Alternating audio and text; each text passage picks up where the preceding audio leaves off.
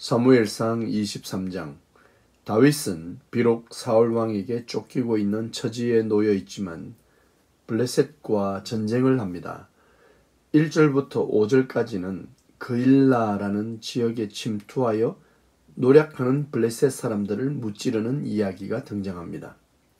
도망갈 때는 사실 자기 자신밖에 안 보일 것입니다. 그리고 제대로 준비된 군사도 없는 실정입니다. 그리고 무엇보다 도망자로서 지친 마음과 나약해진 컨디션으로 전쟁을 한다는 것은 참으로 어려운 일이지만 다윗은 이 문제에 대하여 먼저 하나님의 뜻을 구합니다. 2절에 보면 다윗이 여호와께 묻자라는 표현이 나옵니다.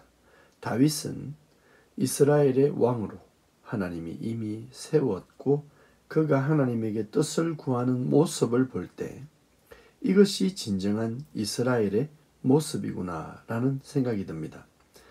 그리고 비록 지금은 도망을 다니지만 자신의 민족의 고통을 외면하지 않고 전쟁을 통해 블레셋을 공격하려는 것은 어찌 보면 다윗 왕의 당연한 행동이기도 합니다.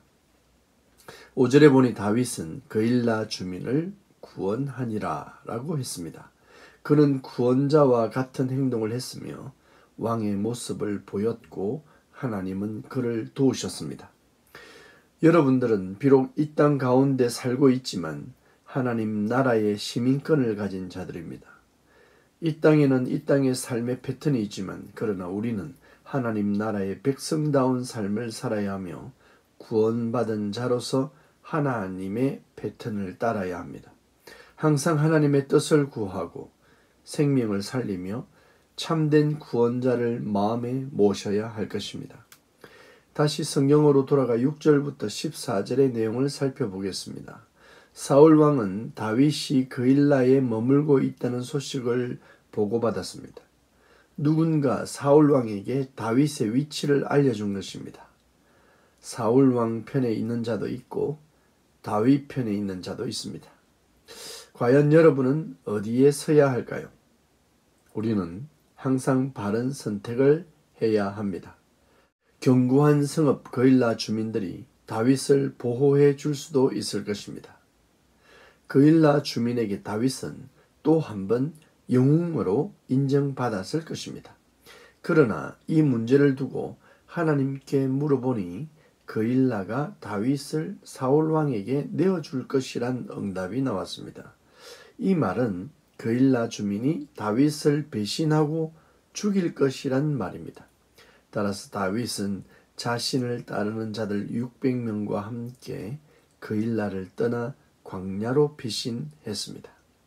다윗이 쉔 광야 수풀에 숨어 있을 때 요나단이 다윗을 찾아왔습니다.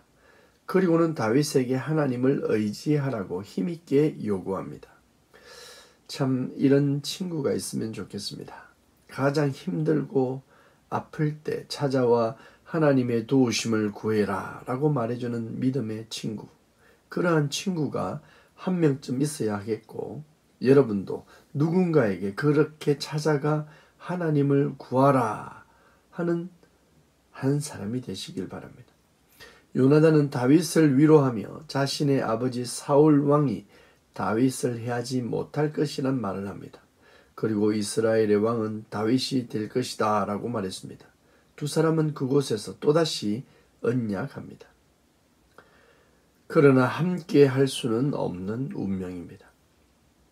그일라 주민이 다윗을 지켜줄 수 없고 600명의 다윗의 사람들이 다윗을 지켜줄 수 없고 요나단도 다윗을 지켜줄 수는 없습니다. 오직 구원은 하나님의 손에 달려 있습니다. 다윗이 쉔 광야에 있다는 소문이 사울 왕에게 들려왔습니다. 이제 사울 왕은 수많은 군사들이 쉔 광야로 모여듭니다. 또한 쉔 광야의 사람들도 다윗을 사울에게 갖다 바치려 합니다. 다윗은 두려웠습니다. 완전하게 포위되었습니다. 이제 시간 문제입니다. 다윗은 이제 끝나는 것일까요?